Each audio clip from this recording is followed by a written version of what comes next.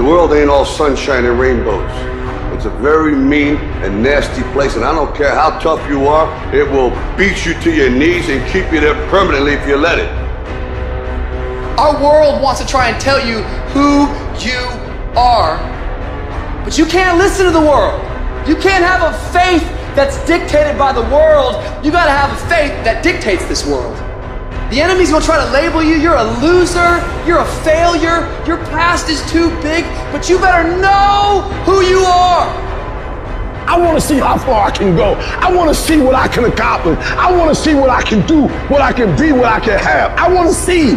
When you want something bad, you can't count the cost, because if you count the cost and you see how much it costs, you might quit. You might give up. So you got to go in knowing that I don't count the cost. I do as many push-ups as it takes, as many sit-ups as it takes, as many reps as it takes. I study as long as it takes. I pay whatever the price is. Why? Because if I start counting the cost, I might quit. I might give up. I might surrender. Don't count the cost.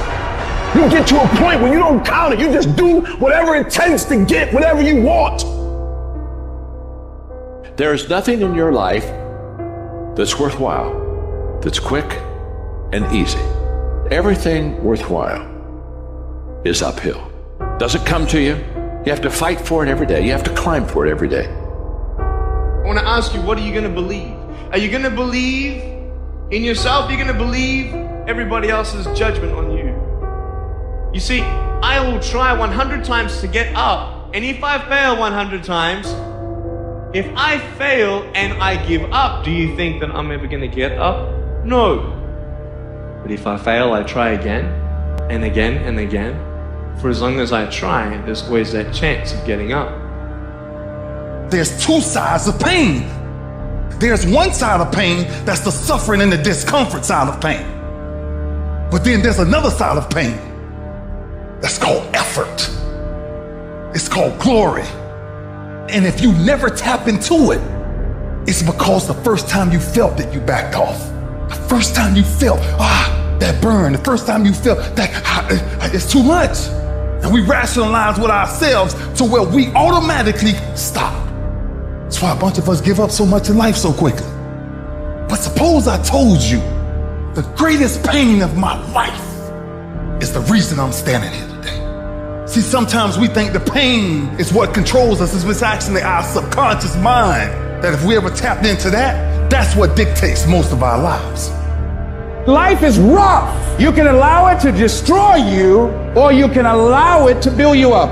Draw the line, ladies and gentlemen, and just say enough is enough. You don't have time. You don't have support. You don't know the best way. And you're too tired, or you're too sore, or you're just plain not feeling it. Lies, lies, lies. And the list goes on and on. And it doesn't stop if you don't make it stop. Recognize the excuses are not valid. They're conjured up, they're fabricated, they're lies. Now the truth is, you have time. You have the skill, you have the knowledge and the willpower and the discipline to get it done. So many people have lost their day, and thus their week, and thus their month, and thus their year, and thus their whole life's agenda to distraction. What are some things you need to immediately stop doing in your life? Is it social media? Is it watching 7 seasons of a show every week? What do you need to stop doing to take back control of life? What do you need to start doing?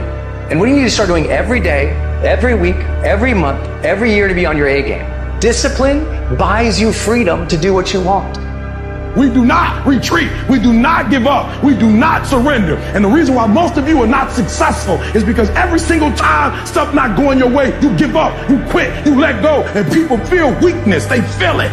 You can feel when somebody's not committed, when they're not all in, when they're not dedicated. And there's another level you get to when you go all in. Every day, do something that moves you toward that goal, that keeps that goal alive and in sight and in focus. However small or insignificant that step might seem, take it, do it, make it happen, because that goal isn't going to achieve itself. It is all on you. What's going to separate you from everybody else? I do things that separate myself from everybody else. The passion that I have, the grind that I have when I do what I do. I got a different motor. I got a different grind. You get a breakthrough when you fight. That's the hardest part, because the breakthrough, that last 10%, is all mental toughness. You should figure out what is it you desire in life and figure out the steps to get there and start working a plan to get there and minimizing everything else. Getting very clear on the mission, and working the plan. Everything else, guess what it gets? A no. So if you want to win, whether it's this year or next year, whatever, you're going to have to get real comfortable keeping your head on your plan and put the time into making yourself happy.